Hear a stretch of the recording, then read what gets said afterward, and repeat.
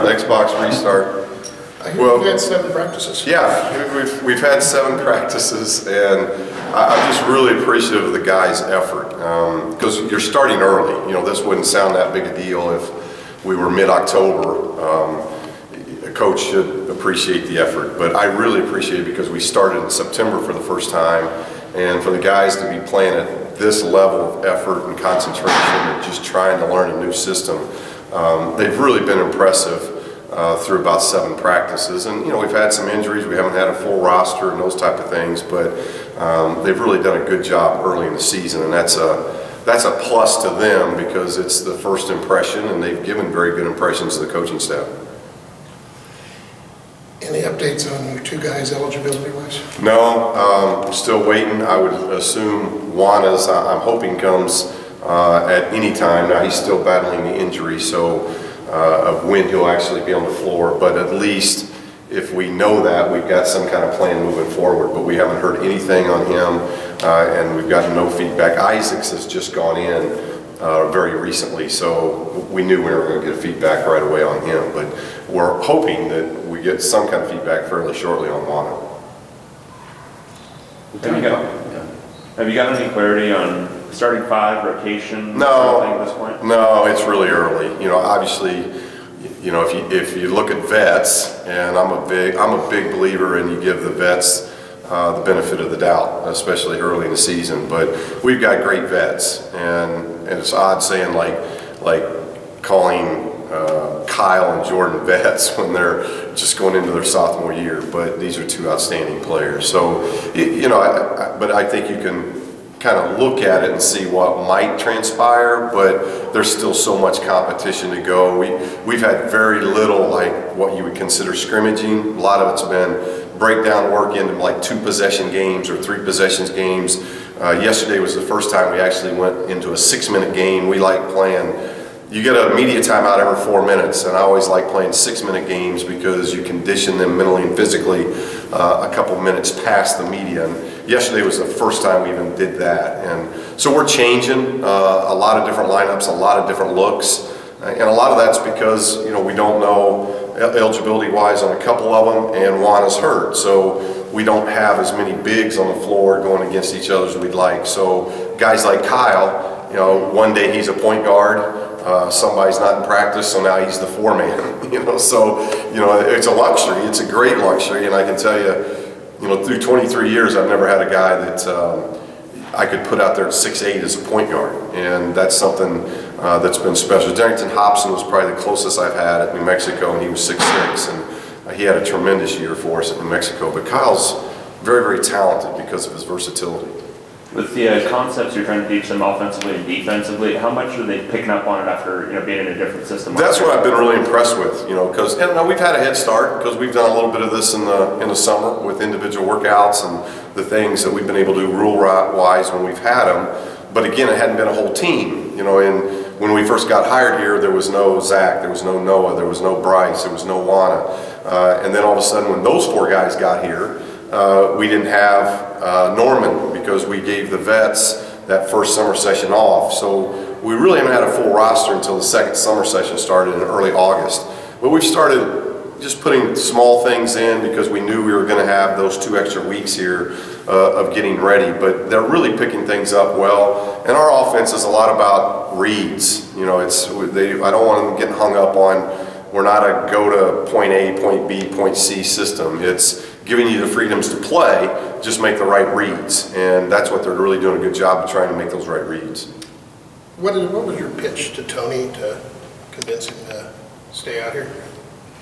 As far as staying at UCLA, I don't know if we really pitched anything to anybody, whether it was Tony or anybody else. You know, the Wares are, you know, 2 guys who are going to graduate. They could take advantage of that rule and go wherever they wanted and played right away. So we had a lot of guys, and you know, we spent probably the first 2 months, though we were out on the road in April, the hardest recruiting that we did in those first 2 months were with our guys right here, because we knew we had a chance to be pretty good if everybody stayed intact, and we brought in that good freshman group. So that's the important thing. That, you know, we wanted to have that good first year and get our system in and get it running with really highly talented kids. So I think it was just spending a lot of time with them, talking to them, letting them try to trust us and build that trust in us of what we were telling them, and then we were backing up, whether that be, you know, first and foremost, we said we were going to hire a new strength coach. And that strength coach was going to be 24/7 men's basketball. And,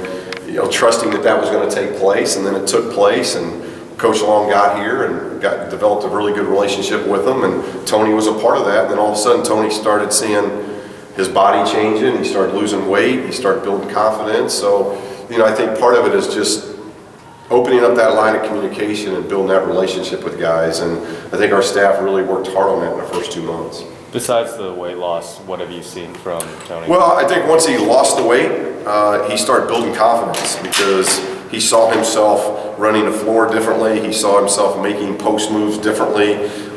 So then he started getting success, and that's what we tell guys. You know, if you pick the ball up every day and you work at it, you do individual workouts, you're going to build confidence because you're going to see yourself getting better. And I think that's what happened with Tony. You know, Tony's a winner. You know, 4 state championships, and his first year in college, he wins a Pac-12 championship. That's what I've been impressed. A lot of these guys have had winning demeanors, and I don't think that's part of the teaching that we have to do. Now it's just instilling our system and letting those guys play. And Tony's just built he's got a lot of good momentum right now because I think since July his body's changed, and he's gotten the last couple months has just been momentum of building some confidence that he's playing better. He only played a few minutes last year. Is this year, do you foresee him having to have a significantly bigger role just because? Well, yeah, and if you look at our roster right now, obviously that can change hopefully with Juana. But if you look at it right now, you got the Ware twins and Tony. So, you know, those 3 guys obviously are going to get a lot of minutes, and all 3 of them are deserving of it. I'm not saying that any of them aren't deserving of it, but they're going to get plenty of opportunities early in the season. And Tony, like the Wares, are very much in our mix of how we're wanting to play both offensively and defensively. Offensively, you're obviously a big proponent of the motion offense.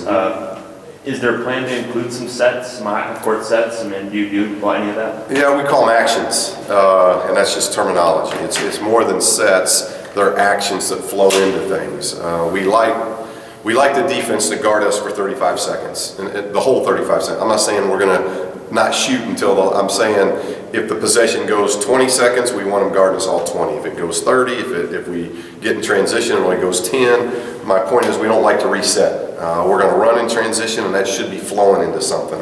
And that's what the guys are learning. We have a transition series that flows into more offense, not we run, then we back it up, set it up, and grind. You know, you want a good flow to your offense, and that's what the guys are learning. And that's why I say it's actions where it's reads. I'm going to down screen, the defense takes this away, so now I'm looking at the screener. You know, those type of things. And that takes time. You know, it takes a lot of time to figure out those reads. But through 7 practices, they've really showed that just from day 1 to day 7 and just the organized practices, they're picking some things up that normally might take 10, 11, 12 days to do. So I've been impressed with that. Have you noticed some eagerness to get involved in that kind of offense after, you know, they've had some half-court? You know, you'd have to ask them, but, you know, they seem excited, and they know I'm harping on running.